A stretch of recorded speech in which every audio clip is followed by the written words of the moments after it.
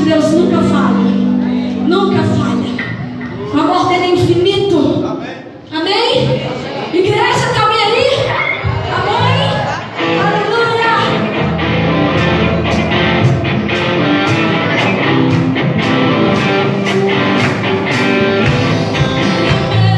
Hoje para sempre. Jesus, obrigada pelo teu amor.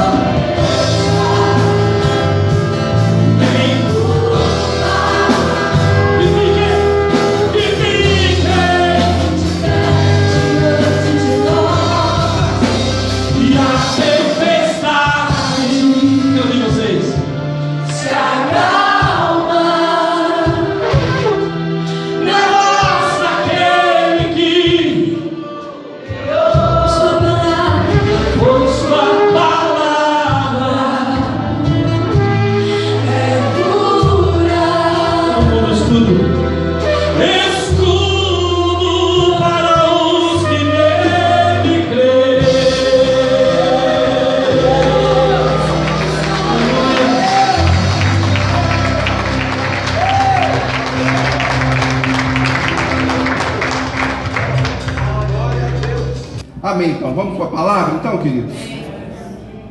Hoje, né, primeiro domingo do mês, é culto da família. Amém? Glória a Deus por isso. Todo primeiro domingo do mês, nós fazemos aqui um culto dedicado à família. Sempre com temas específicos sobre família. E tudo aquilo que tem como propósito do Senhor nas nossas famílias. Amém? E hoje eu vou trazer aqui para os irmãos um tema que não deixa de ser importante, aliás, ele é fundamental na concepção nossa de família. Eu vou estar falando aqui sobre o valor do casamento, amém? Quem é casado aqui? Amém, glória a Deus. Quem é solteiro ainda vai casar? Pela fé, em nome de Jesus. Não importa se você não é casado ou se você é casado, mas Deus tem um propósito para as famílias. E família se constitui através de um casamento. Nós viemos, né, fruto de um casamento. Talvez, né, alguns, por exceção, não tiveram essa, né, situação. Mas o que importa é que Deus nos chama, né, individualmente, mas Ele nos vê como propósito em família. E Ele vai abençoar a sua família, amém? Deus tem um propósito para mim e para a sua família. Glória a Deus por isso. Vamos abrir a palavra no Evangelho de João, capítulo 2. Vamos ler a partir do verso 1.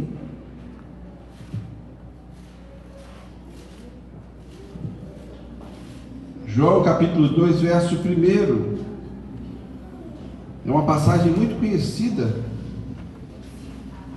mas vale a pena a gente aprofundar sobre ela. Diz a palavra do Senhor, amém? Todo mundo achou? Amém. E ao terceiro dia, fizeram-se umas bodas em Caná da Galileia, e estava ali a mãe de Jesus, e foi também convidado Jesus e os seus discípulos para as bodas. E faltando vinho, a mãe de Jesus lhe disse: não tem vinho. Disse-lhe Jesus: mulher, que tenho eu contigo? Ainda não é chegada a minha hora. Verso 5: sua mãe disse aos serventes: fazei tudo quanto ele vos disser. E estavam ali postas 6 talhas de pedra para a purificação dos judeus, e em cada uma cabiam 2 ou 3 almudes. Disse-lhes Jesus: enchei de água essas talhas. E encheram-nas até em cima. E disse-lhes: tirai agora e levai ao mestre-sala. E levaram. E logo que o mestre-sala provou a água feita vinho, não sabendo de onde viera, se bem que o sabiam os serventes que tinham tirado a água, chamou o mestre-sala ao esposo e disse-lhe: todo homem põe primeiro o vinho bom, e quando já tem bebido bem, então o inferior, mas tu guardastes até agora o bom vinho. Jesus principiou assim os seus sinais em Caná da Galileia, e manifestou a sua glória, e os seus discípulos creram nele. Depois disso, desceu a Cafarnaum, ele, sua mãe, seus irmãos e seus discípulos, e ficaram ali muitos dias. Amém. Feche teus olhos. Pai querido, esta é a tua palavra, Senhor. Senhor, que ela possa, ó Deus, nessa noite, tocar o coração de cada um de nós aqui. Que haja, Senhor Deus, revelação, ó Deus, não só para a nossa vida, mas para os nossos casamentos e para as nossas famílias. Que em nome de Jesus, nenhuma distração, nenhuma preocupação, nenhuma inquietação venha impedir, ó Deus, o teu agir sobre nós nessa noite. E que em nome de Jesus, Pai, eu possa ser boca do Senhor aqui, apesar de mim mesmo. Que o Senhor me use para a sua glória e a tua palavra promova o fim para o qual ela foi criada. No nome de Jesus. Amém. Amém. Glória a Deus. Nós já vimos muito, né, essa palavra do Senhor sendo ministrada. Às vezes até em alguns casamentos, né, os pastores trazem essa parte da Bíblia, traduzindo a importância do casamento. Mas muito que nós precisamos entender é que Deus, desde o princípio, Ele criou o casamento com um propósito.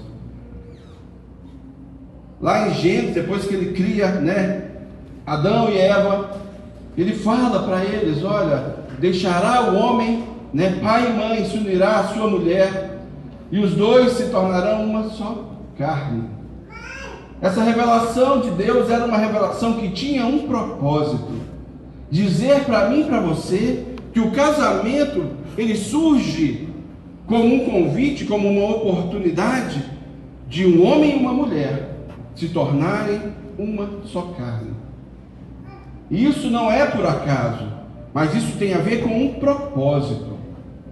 Ainda em Gênesis nós vamos ver que Deus, Ele chama Abraão e Ele promete a Abraão que Ele faria a bênção dele sobre a família de Abraão, e através da família de Abraão, todas as famílias da terra seriam abençoadas.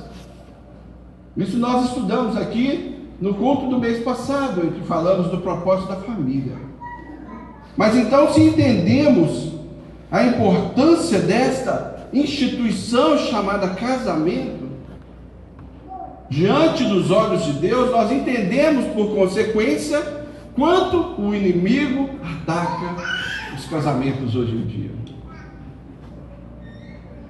E eu vou mais além, não é hoje em dia, é desde sempre, Se nós buscarmos alguns dados históricos, veremos que os casamentos já tinham problemas há séculos atrás.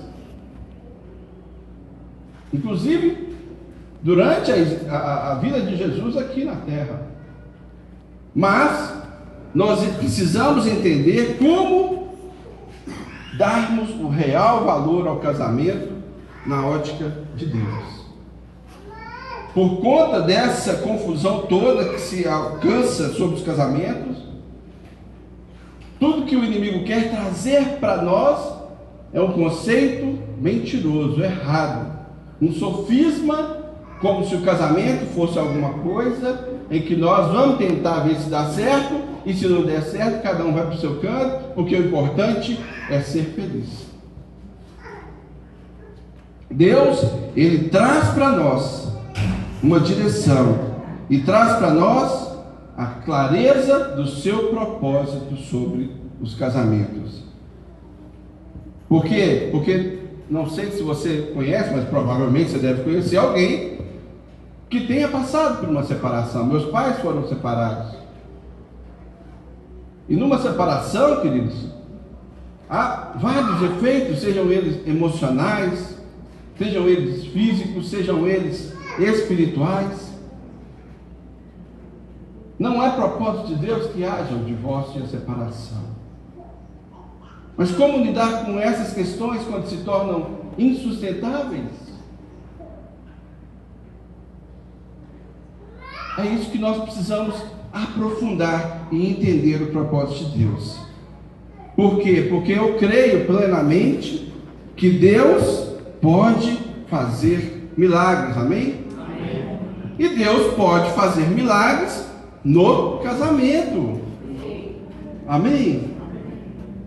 Quantos casamentos nós já deparamos e acompanhamos que tinham conflitos, que tinham dificuldades, que aos olhos humanos pareciam impossíveis de continuar,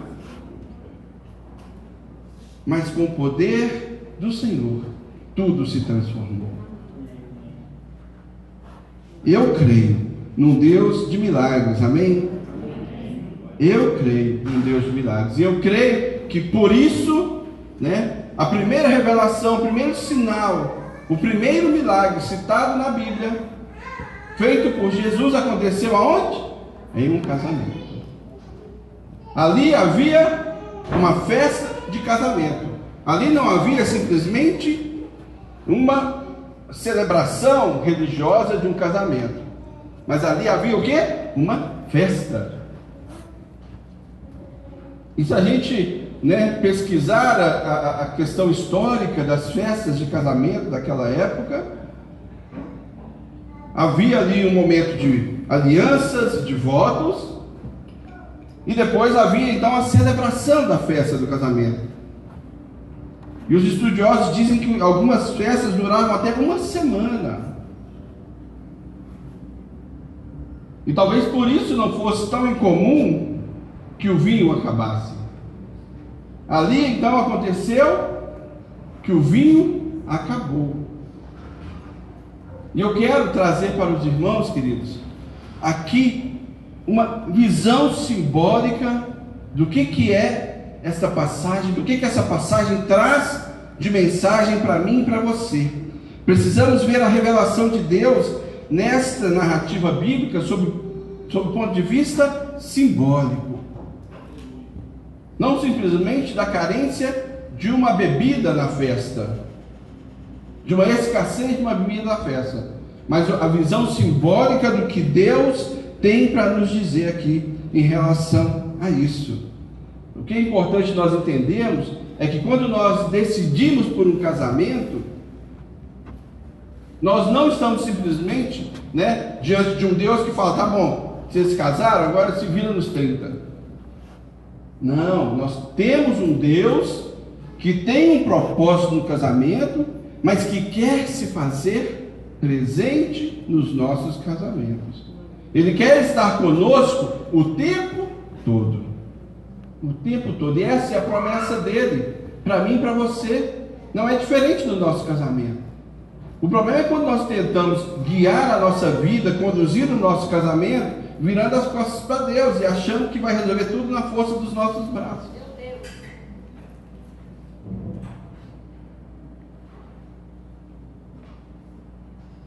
A grande questão, amados, não é termos problemas no casamento. A grande questão é sabermos que apesar dos problemas, das dificuldades, nós temos um que pode trazer todas as soluções que nós necessitamos. Aleluia! E este um é Jesus Cristo. A revelação da palavra aqui, ela precisa trazer para nós essa visão. Nós vemos urgentemente entender que a realidade de Deus e a sua visão e o seu propósito no casamento, tem a ver com esta vontade de Deus, tem a ver com esse princípio de Deus. E dentro dessa perspectiva, eu quero dividir esta mensagem em 3 aspectos importantes. Em 3 aspectos que vão trazer para mim e para você a direção de como é o agir de Deus nos nossos casamentos. O primeiro aspecto que é revelado nessa passagem bíblica aqui para nós é que todo o casamento tem problemas. Todo o casamento tem problemas. Não fique achando que o seu casamento, só pelo simples fato de você ter feito o seu casamento na igreja, ter sido abençoado por um padre ou por um pastor, recebido a bênção nas alianças, que por isso você não vai ter problemas. Mas nós precisamos entender que onde há problemas, quando nós sabemos que há um convidado, há alguém presente no nosso casamento, que pode fazer toda a diferença, esse alguém é Jesus Cristo. Amém. A palavra, ela nos dá isso aqui. Há um casamento aqui no relato bíblico, chamado de bodas, de Caná na Galileia. E aqui a simbologia não trata de cerimônia religiosa, mas sim de uma festa. E ali, o que aconteceu? Qual foi o problema que aconteceu ali? O vinho acabou. E dentro da realidade, dessa mensagem, a simbologia de vinho aqui tem a ver com alegria. O salmista diz lá no Salmo 104, no verso 15, que o vinho alegra o coração do homem. Não entenda aqui que o vinho, que alegra o coração do homem, está relacionado com a embriaguez. Mas da visão simbólica de vinho, aqui revela o Espírito Santo do Senhor. E é Ele que vai prover em nós a alegria. Quando os problemas, quando as dificuldades surgem no casamento, se nós não formos habilidosos e capazes de entender que temos um Senhor que se faz presente no nosso casamento, todos aqueles problemas e dificuldades vão tomar uma dimensão e uma proporção que vai nos levar a quê? Ao desgaste, ao cansaço, ao desânimo. E aquilo que deveria ser algo a ser tratado e trabalhado entre o casal se torna uma bomba atômica. Por quê? Porque o problema passou a ser o meu referencial. E eu não enxergo outra coisa senão o problema. A minha visão começa a ser direcionada para o problema. Eu começo a ver os defeitos do meu cônjuge. Eu começo a ver que ele não é perfeito ou que ela não é perfeita. Eu começo a ver que eu poderia ter isso ou poderia ter aquilo. Eu começo a achar, ou seja, eu começo a criar expectativas no meu coração irreais. Por quê? Porque eu não casei com alguém perfeito. E como eu não casei com alguém perfeito, eu tenho que saber também que eu não sou perfeito. Quem está me entendendo? Amém. Entenda, queridos, que essa não é a vontade de Deus para o casamento. Mas muitas e muitas vezes nós cooperamos com essa questão. Nós cooperamos com que ele termine. Nós deixamos o nosso coração, o nosso orgulho, os nossos mal entendimentos agirem e gerarem impulsos que nos afastam cada vez mais. A partir dessas circunstâncias mal resolvidas, eu começo a deixar que o meu coração tome conta do jogo. E aí o que acontece? As minhas emoções vão sendo fragilizadas. Por quê? Porque eu esqueci que Jesus está no meu casamento. Ele é a fonte de toda a provisão do nosso casamento. Amém? Deixamos de entender quais são os planos e propósitos de Deus no nosso casamento, e aí isso vai fazer com que o vinho acabe, a alegria acabe. E aí a sua visão começa a ficar distorcida da realidade. E se não bastasse essas dificuldades, amados,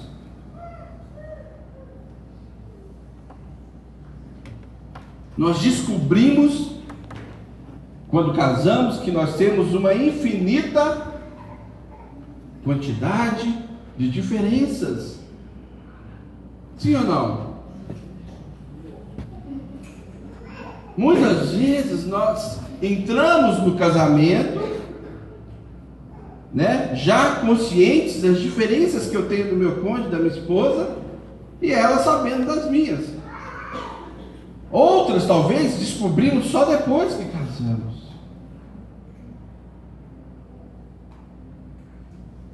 Outras nós ocultamos, mas elas acabam sendo reveladas. Por quê? Porque a convivência revela quem nós somos.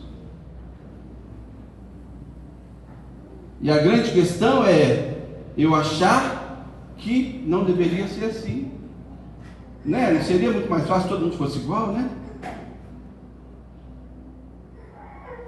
Mas nós temos que entender que Deus nos fez diferentes. E se Ele nos fez diferentes é com um propósito. A diferença dos cônjuges não surge para destruir o casamento, mas surge para fortalecer. Amém? A diferença, né, seja diferença cultural, seja diferença de criação, quantas diferenças nós descobrimos? A diferença do homem e da mulher. Homens, quando se reúnem, qual que é a forma de relacionamento dos homens, de carinho entre os homens?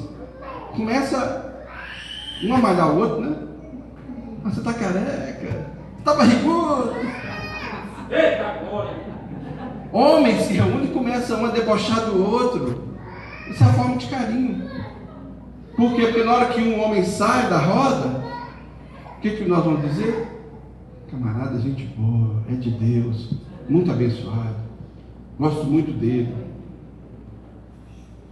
E mulher quando reúne? Mulher quando reúne, o que acontece?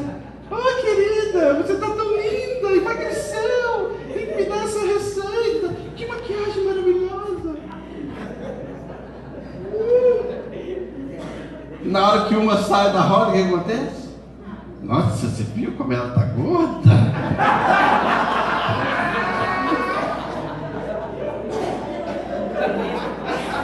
Isso acontece no mundo, aqui na igreja não tem isso, viu, gente? É lá fora, aqui não. Nós somos diferentes, querido. E a diferença não é o mal, a diferença é crescimento, a diferença é amadurecimento.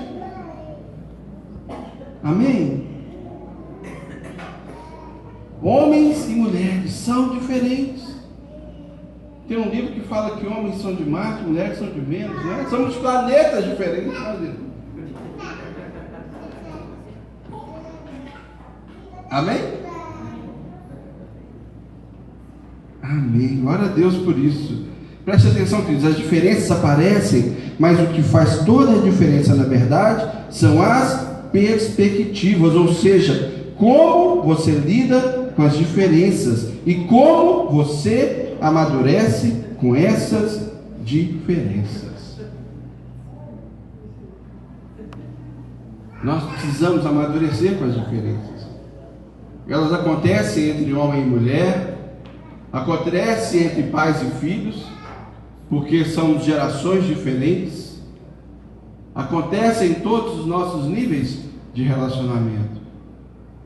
Mas se nós não entendermos e usarmos dessas diferenças em prol do nosso amadurecimento, isso irá nos destruir, irá destruir o relacionamento. Amém? Nós precisamos entender que quando nós nos respeitamos nas nossas diferenças, homem e mulher,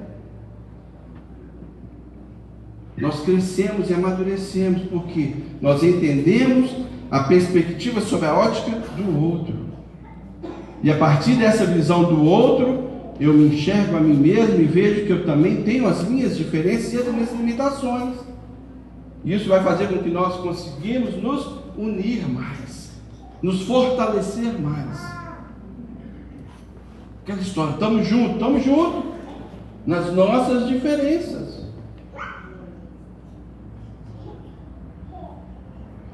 Talvez a sua mulher aprendeu com a mãe dela uma forma diferente de arrumar a roupa dentro do guarda-roupa, e você começa a brigar porque quando a sua mãe arrumava a sua roupa era diferente. Percebam que as diferenças, elas surgem, mas nós não precisamos dar tanta importância assim para elas. Por quê? Porque na medida que eu entendo que isso é natural e isso é benéfico para mim, eu vou aceitar isso com mais amor, e eu vou compreender, eu vou ter empatia, me colocar no lugar do outro e entender o porquê somos tão diferentes. A palavra de Deus diz em Provérbios, no capítulo 27, 17, como ferro com ferro se aguça, assim o homem afia o rosto do seu amigo. Eu puxo esta mensagem para dizer que homem e mulher, casal, é preciso que haja esse atrito, para que nós nos tornemos melhores, para que nós nos tornemos melhores. Se souber lidar com as diferenças, isso servirá para o nosso crescimento. Eu hoje tenho para mim que eu sou um homem muito melhor, Liliane, do que há 28 anos atrás. Amém? E eu posso afirmar que a Liliane é uma mulher muito melhor do que há 28 anos atrás. Por quê? Porque ela me ajudou a melhorar e eu também ajudei ela a melhorar. Estamos no auge da perfeição? Longe disso. Volta e meia a gente dá nossas escorregadas e tal. Mas vocês entendem que é isso que vai nos mover a sermos melhores. Essa cumplicidade é que vai nos fazer melhores. Por quê? Porque eu entendo que eu preciso melhorar para que ela possa melhorar. O grande detalhe é que muitas vezes a gente transfere a responsabilidade para o outro, né? Ah não, se você não melhorar nisso, eu não vou fazer mais nada. Ah, se você não fizer isso, ou seja, a gente sempre coloca uma condição para que o outro faça, para depois você pensar em fazer. Não há princípio nisso, queridos. Faça primeiro, sem esperar nada em troca, e você verá o resultado depois. Mude você primeiro. Não espere que o outro mude. Mude você primeiro. Aprenda a pedir perdão. Amém? Glória a Deus. Nós afiamos um ao outro. O propósito do casamento é nos aperfeiçoar. Ou se não entender isso, pode arruinar a nossa vida. O casamento não foi feito para você ser feliz, mas foi feito para que você se aperfeiçoe, né? Você aperfeiçoe a sua vida. E a partir do seu aperfeiçoamento, você torne o seu cônjuge uma pessoa mais feliz. Amém? Amém. Oh, glória a Deus. Então os atritos, os feedbacks, o diálogo, as DRs, se não compreendidas e aceitas, isso vai nos cansar, nos fadigar, nos desanimar. Isso vai minar a alegria do casamento e vai fazer com que o vinho acabe. Amém, misericórdia? Amém. Então, voltando aqui ao nosso estudo bíblico, ao texto bíblico, aquele casal em festa de núpcias tinham convidados importantes naquele casamento. Se nós lermos lá no verso 2, diz que Jesus havia sido convidado para o casamento junto com seus discípulos. Ou seja, Jesus não foi chamado depois que deu o problema, né? Tipo assim, acabou o vinho, liga para Jesus para ele vir aqui e resolver o problema. Jesus estava lá. Jesus estava no casamento. O que isso significa para mim e para você simbolicamente? Pode haver falta, pode haver necessidades, mas se Jesus está convidado, está fazendo parte do seu casamento, desde o princípio, quando a necessidade, quando o problema, quando a escassez vier, Ele estará lá e poderá agir e trazer a provisão que você necessitar. Jesus estava no casamento. Preste atenção, precisamos entender que da mesma maneira que existe o potencial para que um problema venha acontecer no nosso casamento, uma enfermidade, um desemprego, um conflito entre o casal, um filho rebelde, da mesma forma existe o poder da solução quando Jesus estiver no casamento. Amém? Quando Ele se faz presente, assim como Ele está presente aqui no nosso meio, neste momento, Ele se faz presente no nosso casamento. Tudo é diferente. Por quê? Porque Ele agirá na nossa necessidade. Amém? Não há como um milagre acontecer se Jesus não estiver presente na sua vida, no seu casamento, na sua família. Por isso que ter a presença de Jesus nos nossos casamentos faz toda a diferença. Porque na hora que o problema vier, Ele vem com a solução. Ele vem com a solução. A solução Ele nos traz. A solução Ele nos dá a direção. Não vem como um passe de mágica, não vem como um valente condão, mas vem como direção, como uma intervenção, como um milagre. Por que não? Tudo é possível ao que crê. E eu posso dizer a vocês, queridos, que a solução de Deus nunca será pela separação. Não, mas Deus é o Deus do impossível e fará tudo o que for necessário para que volte a ter o vinho no casamento. Amém? A alegria vem de Deus. A alegria vem de Deus e nós precisamos entender isso. Não podemos virar as costas para Deus. Jesus tem que ser o principal convidado a fazer parte do nosso casamento. A bênção de um casamento não virá porque um pastor orou e abençoou suas alianças, mas ela é fruto do seu compromisso e da sua obediência à palavra de Deus.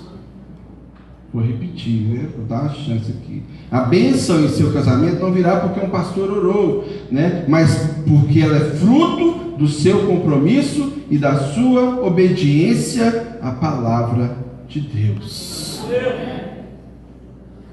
Nós vemos na Bíblia Jesus dizendo sobre isso, está lá em Mateus 7, no verso 24 e 25, ele diz que todo aquele que, pois, escuta as minhas palavras e as pratica, ele é chamado como um homem prudente, que edificou a sua casa sobre a rocha, e desceu a chuva, e correram os rios, e assopraram ventos, combateram aquela casa, e não caiu, porque estava edificada sobre a rocha.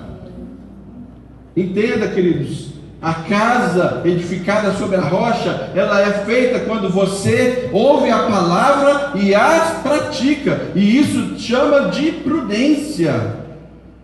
Pelo contrário, se você não faz isso, você é chamado pela Bíblia e por Jesus de insensato, e é como se você fosse alguém que construiu a casa em cima da areia. E a areia não dá sustentação para nada, queridos. O que dá sustentação na nossa vida, no nosso casamento, independente das circunstâncias, das tempestades que venham a cair, é quando você constrói, edifica a sua casa e a sua família sobre a rocha. Amém? Não há espaço para insensatez. Seja prudente, construa sua casa sobre a rocha. Então, aprenda a fazer o que Ele mandar.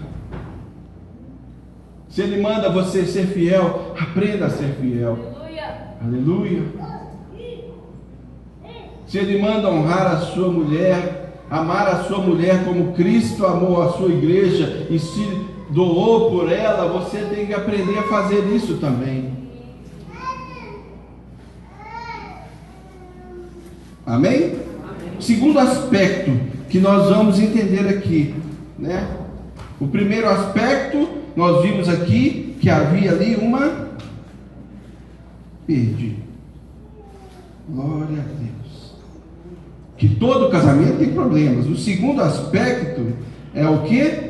É que havia havia ali um processo de milagres.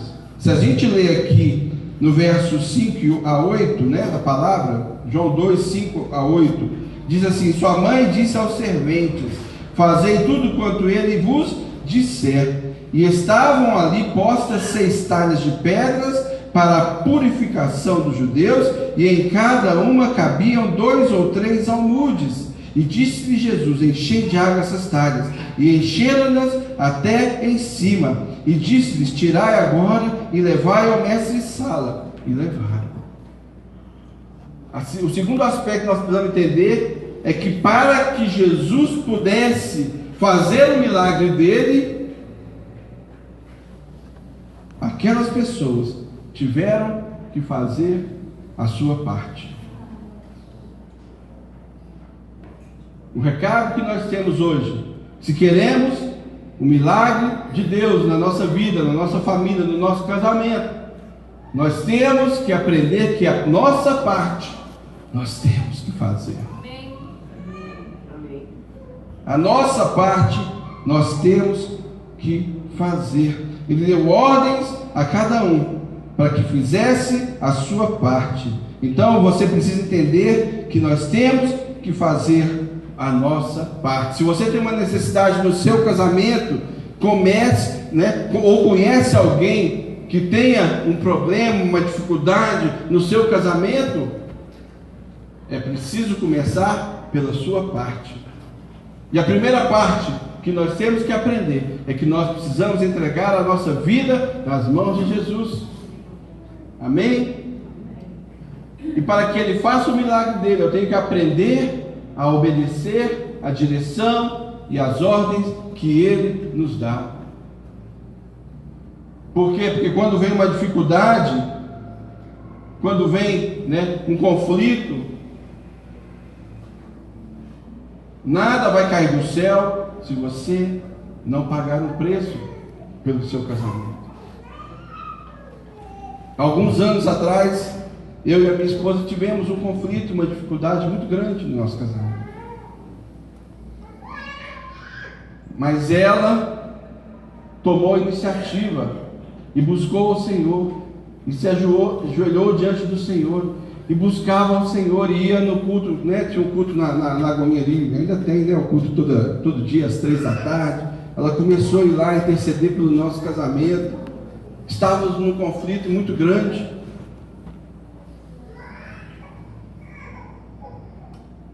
E graças a Deus, ela tomou essa iniciativa. E essa iniciativa que ela tomou alcançou o meu coração.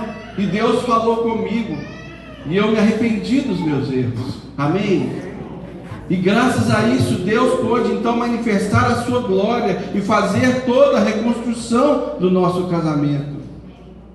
Há espaço do agir de Deus, queridos, quando nós buscamos, quando nós nos intercedemos diante de um propósito. Nada acontece na nossa vida por acaso, mas tudo acontece, tudo é possível aquele que crê. E se você crê, você tem que buscar. E se você crê, você tem que fazer. E se você crê, você tem que se portar como aquele que crê. Porque a palavra diz que a fé sem obras é morta. Então, se eu não faço nada em relação àquilo que eu creio, é como se eu tivesse morto. E tudo à minha volta morresse junto, inclusive o meu casamento. É preciso fazer a nossa parte. Você precisa crer em milagres, amém? Quem crê em milagres aqui? Glória a Deus. Mas você precisa fazer a sua parte. Não há como você delegar a sua parte para uma outra pessoa. Não há como você delegar a sua parte para o pastor. Não há como você delegar a sua parte para a sua mãe, para o seu pai. Não, é você, é você. Jesus chama cada um de nós para fazermos a nossa parte.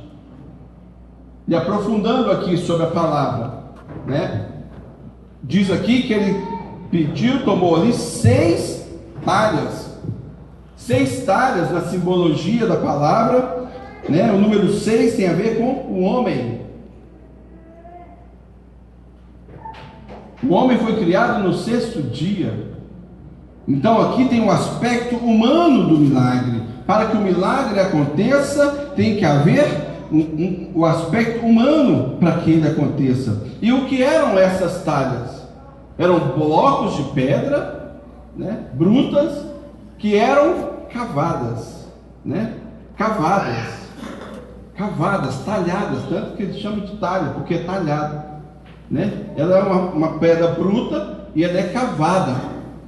E quanto mais se cava naquela pedra, mais vai caber o quê? Água.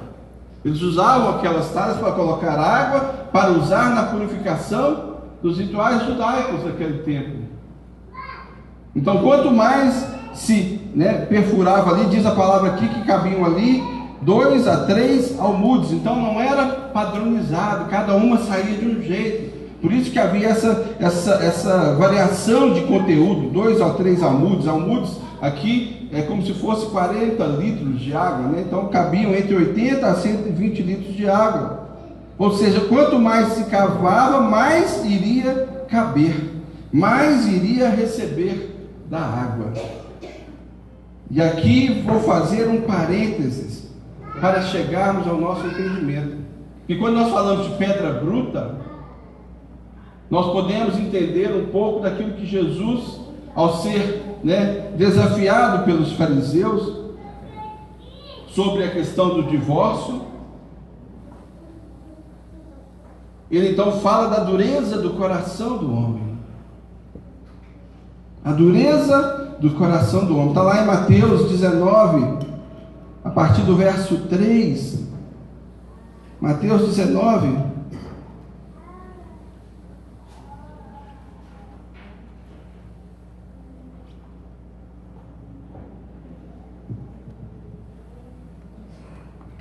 Colocou aqui. Aproximaram-se dele alguns fariseus que experimentavam, dizendo: é lícito ao homem repudiar a sua mulher por qualquer motivo? A grande chave aqui da pergunta está na maldade dela. Qualquer motivo? E aí Jesus responde para eles.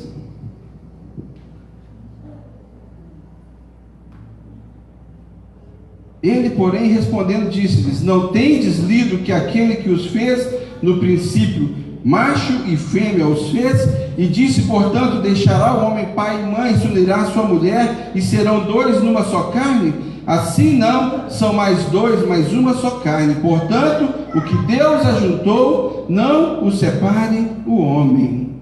Então ali havia uma pegadinha para Jesus, dada pelos fariseus, porque se Jesus respondesse de uma forma que desagradasse Herodes, eles iriam dizer a Herodes: Jesus falou que você não pode fazer o que você está fazendo.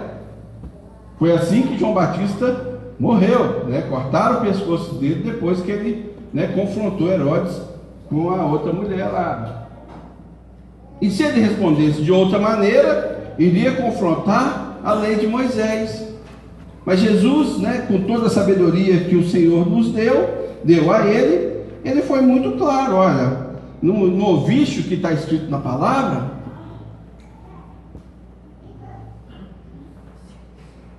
e aí os camaradas lá, não se sentindo satisfeitos, perguntaram para ele: mas Moisés então não mandou dar carta de divórcio e repudiá-la? Está aí no verso 7.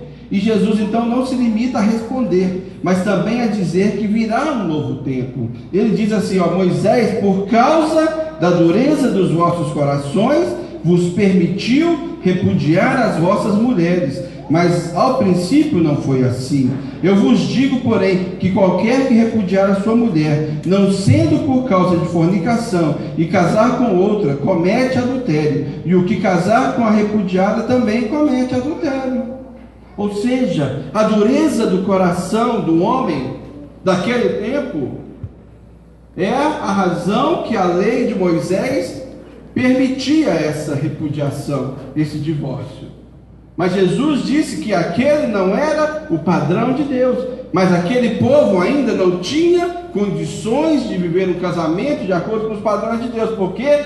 Porque ainda não havia o Espírito Santo habitando neles. Mesmo assim, em Ezequiel 11:19, há uma promessa de Deus para o profeta em relação a essa questão do coração de pedra. O que diz a palavra em Ezequiel 11:19? E lhes darei um só coração e um espírito novo porei dentro deles, e tirarei da sua carne o coração de pedra, e lhes darei um coração de carne. Amém? Entenda que a percepção daquele povo, a dureza do coração daquele povo, não era porque eles não queriam ser, mas é porque eles não tinham ainda a revelação do Deus eterno, a revelação de Jesus Cristo, o Espírito Santo, fazendo com que o coração de pedra deles se tornasse um coração de carne, e a partir daí fosse capaz de viver um casamento de acordo com os padrões de Deus. Amém? Jesus, querido, Ele nos capacita. É Ele que nos capacita, é Ele que nos dá a capacidade. Ele nos enviou o Consolador, o Espírito Santo, para que sejamos capazes de viver o propósito de Deus, sem Ele temos um coração de pedra, mas com o Espírito novo nós temos um coração de carne, que nos capacita a viver o propósito de Deus no nosso casamento. Amém? Amém? Amém. Oh, glória a Deus, queridos. Amados, o confronto, ele vem para nos exortar, ele vem para nos trazer a direção de propósito, mas nunca para nos amedrontar.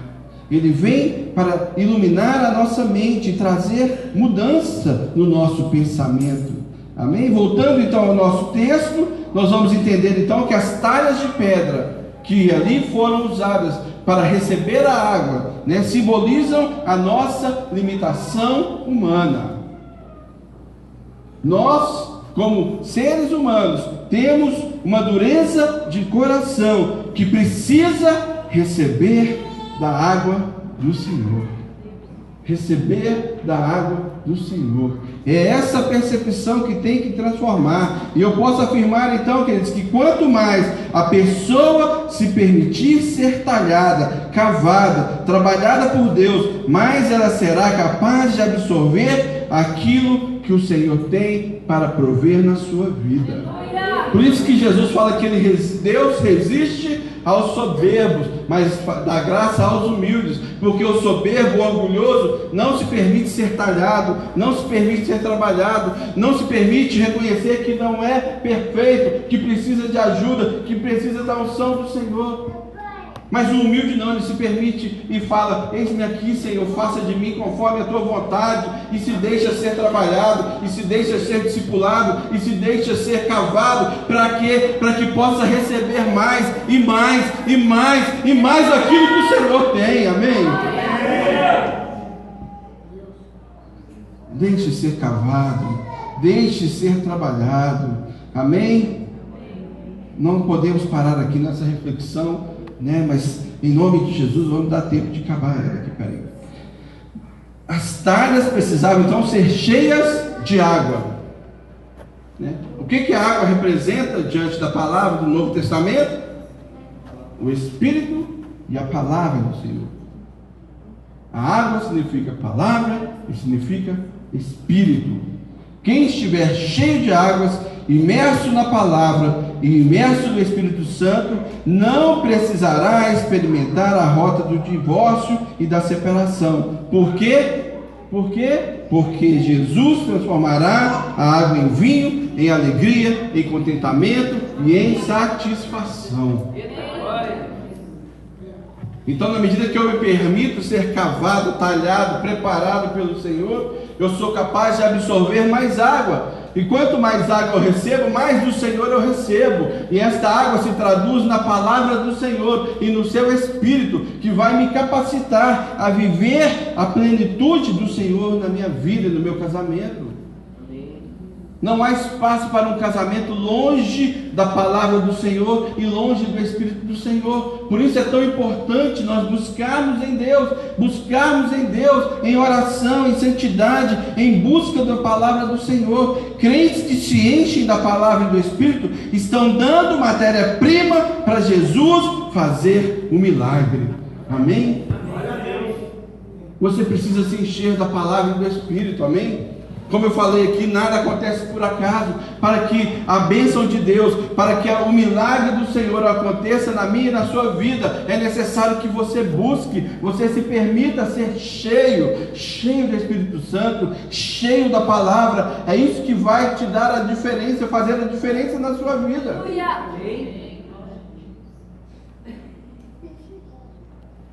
Amém? A palavra diz que eles encheram até em cima. Significa o que para mim e para você? Não dá espaço para o diabo. Não dá espaço para que outras coisas ocupem lugar na nossa vida, que não seja de Deus. Que não seja de Deus.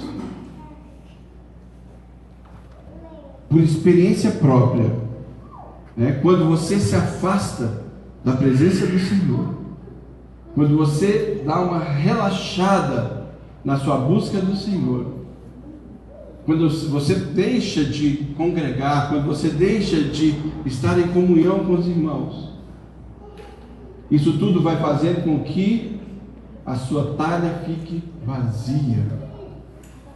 E na medida que ela fica vazia, outras necessidades, outras sedes, outros desejos passam a surgir na sua vida. E aí você não sabe por quê. Puxa, mas por que está acontecendo isso? Puxa, mas por que eu estou tendo esse tipo de desejo? Puxa, mas por que eu fico perdendo tempo na igreja? E você começa a bagunçar a sua cabeça e você se torna uma presa fácil. Quem está me entendendo? Não perca a preciosidade da presença do Senhor. Não perca a preciosidade da palavra do Senhor. Não perca a preciosidade da unção do Espírito do Senhor na sua vida. Ocupe por inteiro. Não deixe espaço, não deixe brecha. Cumpra toda a sua promessa ao Senhor, cumpra todo o seu compromisso com o Senhor, dedique-se ao Senhor em primeiro lugar, e todas as demais coisas vos serão acrescentadas. Amém. Buscar em primeiro lugar o reino de Deus. Eu já falei isso aqui várias vezes. Pare de olhar para os seus problemas, pare de olhar para as suas carências, pare de olhar para as suas limitações. Olhe para o Senhor e deixe que Ele cubra as suas limitações, deixe que Ele ocupe o seu lugar, para que Ele faça um milagre acontecer na sua vida. Amém.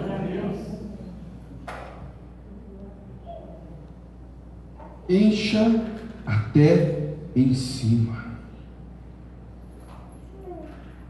Se alguém disser para você: puxa, mas que exagero, você está indo demais na igreja, puxa, que exagero, todo dia você tem que fazer seu devocional, puxa, que todo dia você tem que ficar lendo a Bíblia, puxa. Saiba, se alguém te criticar e estiver falando esse tipo de coisa, saiba que não é Deus falando. Não é Deus falando, amém? E por fim, aleluia!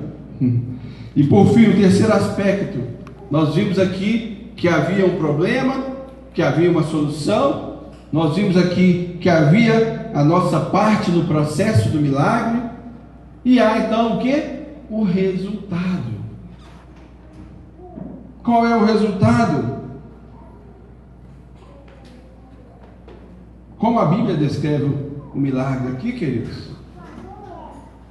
Depois que Jesus enche, depois que Jesus manda aqueles, garçons, não sei como é que chamava lá naquela, servos, levassem para o mestre-sala, a água que eles tiraram de dentro das talhas para que o mestre-sala experimentasse.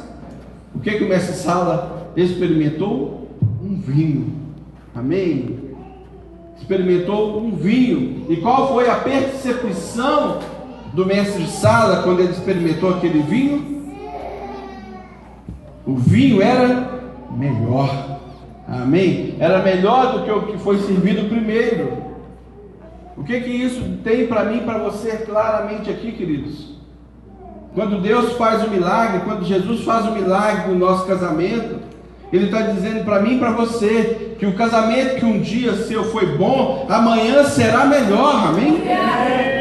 Para Deus não há limite na sua perspectiva de melhoria no nosso casamento. Quando olharem para você, e começarem a falar: nossa Deus, meu casamento não aguento mais, cada dia está pior, você vai estar mostrando para ele: não, mas Jesus faz o meu casamento cada dia melhor. Esse é o testemunho do Senhor no seu casamento, a cada dia, não é porque começou bom que não tem que ser melhor, ele será melhor a cada dia, porque o Senhor estará agindo junto conosco neste propósito, amém? É a proposta do Senhor para mim e para você. Ele disse aqui, olha, em todo o casamento, o vinho bom vem primeiro e depois servem o vinho pior. Mas aqui não, no meu casamento não, no seu casamento não. Aqui o bom vinho, o vinho melhor veio depois, aleluia. O vinho melhor vem depois. Seu casamento está bom, queridos? Ele vai ser melhor, porque o vinho melhor vem depois. Com Jesus na sua vida, no seu casamento, aquilo que tem para ser melhor, será melhor. Não são os problemas, não são as dificuldades, não são os conflitos, as circunstâncias, as enfermidades, as necessidades financeiras que vão deixar de fazer com que o seu casamento seja melhor. Por quê? Porque o que importa é a sua percepção de quem é o Senhor na sua vida.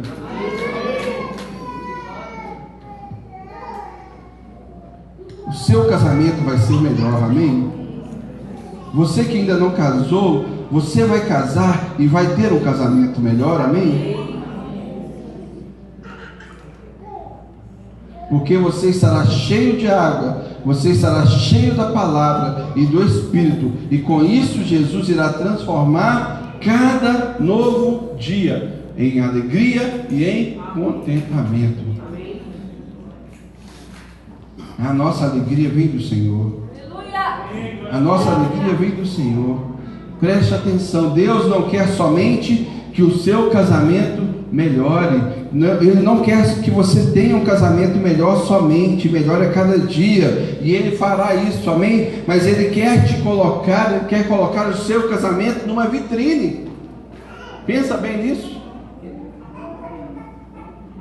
Para que Ele quer colocar o seu casamento numa vitrine? Para mostrar diante do mundo e dos homens que onde Deus age, a perfeição dele acontece nas nossas vidas, o agir dele acontece na nossa vida, e o testemunho do nosso casamento irá impactar outros casamentos que estejam vivendo por dificuldades, que estejam vivendo por lutas, e isso faz com que outros sejam abençoados, não só você. O seu casamento está sendo abençoado por Deus, está sendo aperfeiçoado pelo Senhor, para que ele se torne referência, para que ele possa também abençoar outros casamentos, e com isso a vontade do Senhor aconteça. Amém? Você não pode entender que Deus quer te abençoar e abençoar o seu casamento somente para que você fique lá guardadinho dentro da sua casa com o seu marido ou com a sua esposa, mas Ele quer que você aprenda que isso é para que você testemunhe a glória de Deus na sua vida, na sua família, para que outras famílias também sejam abençoadas. Amém.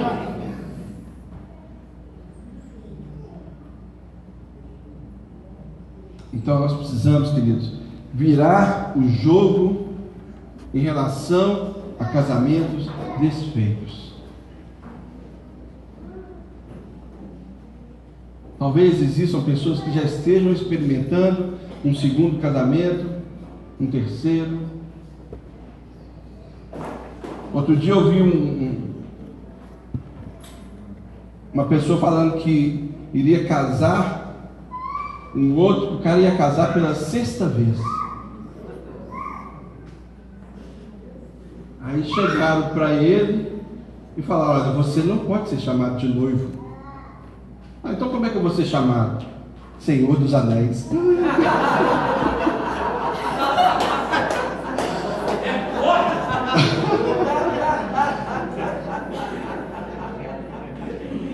Brincadeiras à parte. O Senhor, Ele tem consciência de cada uma das nossas realidades, queridos. Então muitas vezes a pessoa está vivendo um novo casamento e achando que está vivendo longe da presença de Deus ou da vontade de Deus. Não, queridos, não estou aqui dizendo isso. O Senhor sabe todas as coisas, e o propósito dele na sua vida pode estar acontecendo no seu casamento de hoje. O que nós não podemos entender é que isso se torne uma realidade natural das coisas. E esse não é o propósito de Deus. Nós, enquanto crentes e cristãos, nós queremos defender o valor da família. E defendemos a família a partir da defesa dos casamentos. Nós estaremos abrindo agora, ainda no mês de agosto, nós estamos aguardando só a definição das datas da nossa sede, e nós teremos aqui 3 cursos muito ricos e muito importantes para a nossa vida de família. Um deles é o curso Bem Casados, que é uma variação do curso Casados para Sempre, que foi adaptado agora pela igreja e vai ser feito, né, dentro de um formato parecido com Casados para Sempre, mas com outra direção, com outro material. Além do Bem Casados, teremos o curso Pais e Filhos, que vai ensinar e vai direcionar os pais a educarem e criarem os seus filhos à luz da palavra de Deus. E vai também ter um curso também maravilhoso para quem vai se casar, que é o curso de noivos. E eu digo, queridos, que muitos dos casamentos são desfeitos por falta de preparação dos noivos. As pessoas não se preparam para o casamento. E quando chegam despreparados, né, o que acontece? Dão cabeçada, sofrem, rebenta, né, destrói aquilo tudo, né, só Jesus na causa. Então, nós, queridos, nós queremos muito que vocês participem.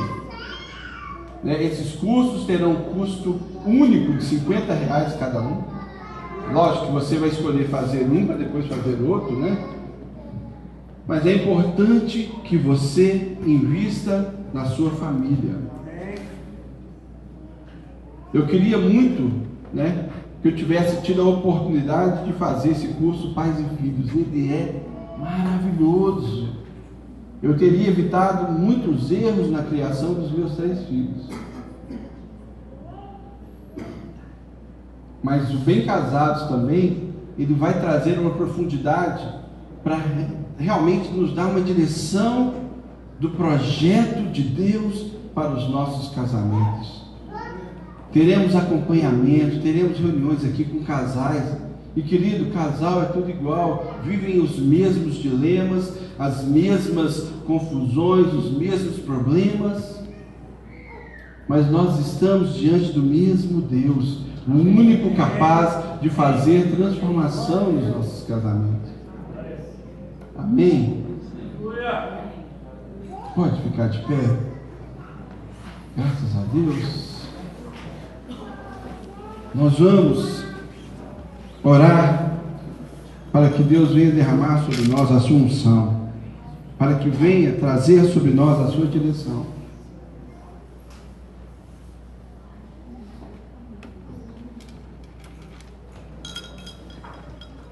O milagre de Deus no nosso casamento, ele vislumbra a cada um de nós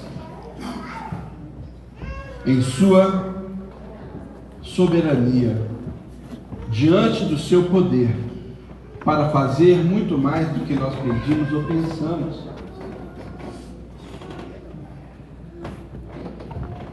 Talvez você não viva um problema no seu casamento, mas conhece alguém que está vivendo lutas e conflitos matrimoniais. Deus quer nos usar para levar luz nesses lugares onde a treva está imperando. Se deixe ser usado como boca de Deus na vida de casais que estão passando por dificuldades.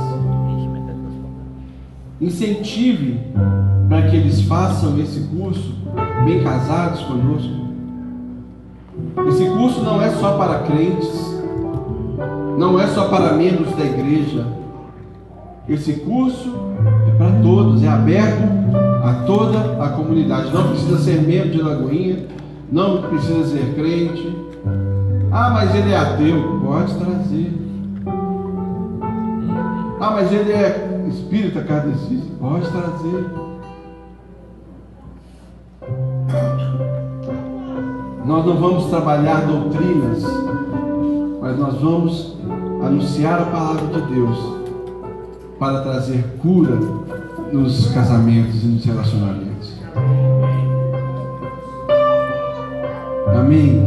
Assim que tiver, nós vamos estar divulgando nas nossas mídias de comunicação da igreja, seja no WhatsApp, seja no Instagram.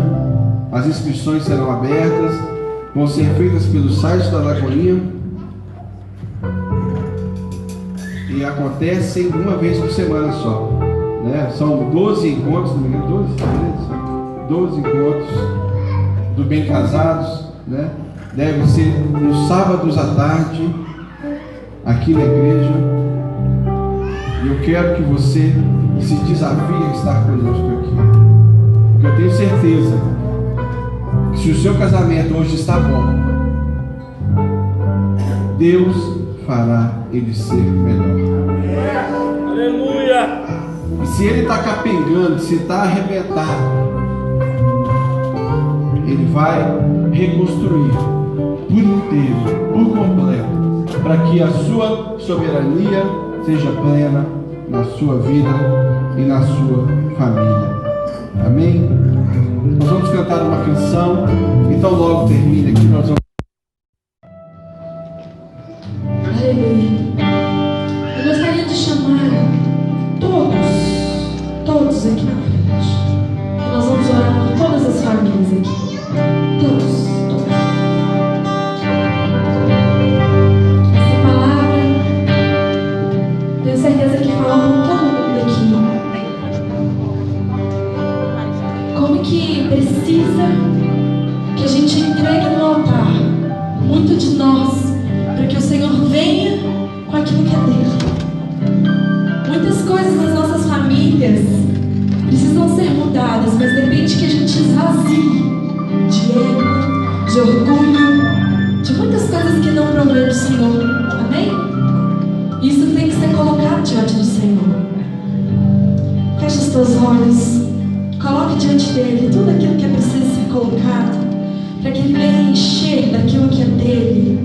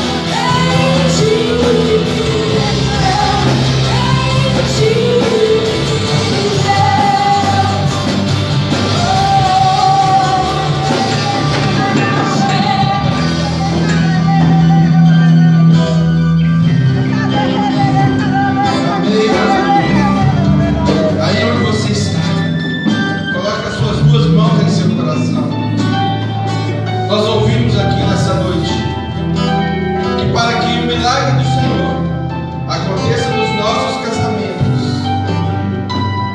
nós temos sempre que convidar Jesus a estar presente. De maneira igual na nossa vida, nada acontece se nós não convidarmos Jesus a fazer parte da nossa história. E hoje eu quero cada um de nós aqui, independente se você já fez ou não essa oração, eu queria que fizéssemos juntos essa oração novamente, com todo o entendimento de que o Senhor, Ele espera de nós o convite para fazer parte da nossa vida. E a partir daí, nós abrimos o céu e os milagres venham a acontecer. Ore comigo assim: Senhor Jesus, eu te agradeço, meu Deus, por teu amor, por tua misericórdia, por teu cuidado e pela tua vida em mim. Eu me entrego a ti, Senhor Deus, nesta noite, a minha vida, eu te dou tudo que sou e tudo que tenho. Eu te recebo, Senhor, como meu Senhor e meu Salvador. Escreve o meu nome no livro da vida e me dê a vida eterna. Amém? Amém. Ainda com seus olhos fechados. Se há alguém aqui nessa noite que fez essa oração pela primeira vez, entregando a sua vida para Jesus, ou se há alguém aqui que já entregou e esteve afastado dos caminhos do Senhor, e hoje está aqui entregando, renovando, repetendo, eu quero orar com você nessa noite. E para isso eu peço que você levante a sua mão, para que eu possa orar por você. Tem alguém aqui nessa noite? Amém? Tem uma pessoa aqui? Tem mais alguém? Amém? Vou pedir para que a senhora chegue aqui à frente. Pode chegar? Alguém pode conduzir? Amém? Tem mais alguém aqui, queridos? Amém? Glórias ao Senhor. Como é que a senhora chama? Edith. Amém, queridos? A senhora hoje tem um novo tempo, uma nova história com o Senhor. Nós louvamos ao Senhor por isso, que o amor dele é infinito, a bondade dele é infinita, e a sua vida nunca mais será a mesma, porque hoje ele habita em seu coração. Feche os teus olhos por um instante. Igreja, vamos orar. Pai querido, nós abençoamos, Senhor Deus, a vida da dona Edith. Como é que é o nome da sua? Maria Divina e dona Edith. Pai querido, nós abençoamos as nossas irmãs aqui nesta noite, Pai. Que o Senhor possa derramar no coração delas o bálsamo, a alegria, a presença que transforma, que mostra, Senhor Deus, para elas um novo viver, um novo caminho. Para Deus, que elas experimentem, ó Deus, uma alegria que nunca experimentaram, que elas experimentem, Senhor Deus, uma paz que elas nunca experimentaram, que elas experimentem, Senhor Deus, a sua presença viva, não só na vida delas, mas em toda a sua casa, em toda a sua família. Nós as abençoamos com toda a sorte de bênção nas regiões celestiais e repreendemos, ó Deus, todo agir do mal contra elas, contra a casa delas, que elas se sintam, ó Pai, perfeitamente seguras na tua presença. E nós por isso te agradecemos e louvamos no nome do Senhor Jesus.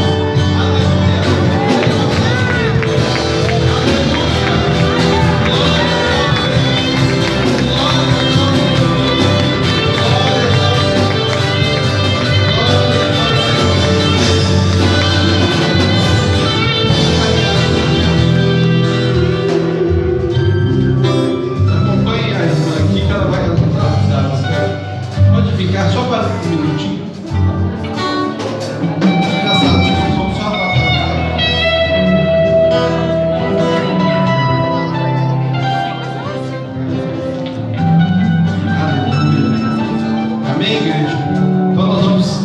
agora para abençoar.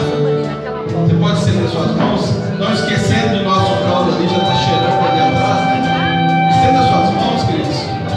Pai, obrigado, Senhor Deus, pela tua graça, pela tua misericórdia. Que a bênção do Senhor esteja sobre cada um de nós, sobre cada casamento, sobre cada família. Que nós possamos experimentar do Senhor. Que tenhamos todos nós uma semana,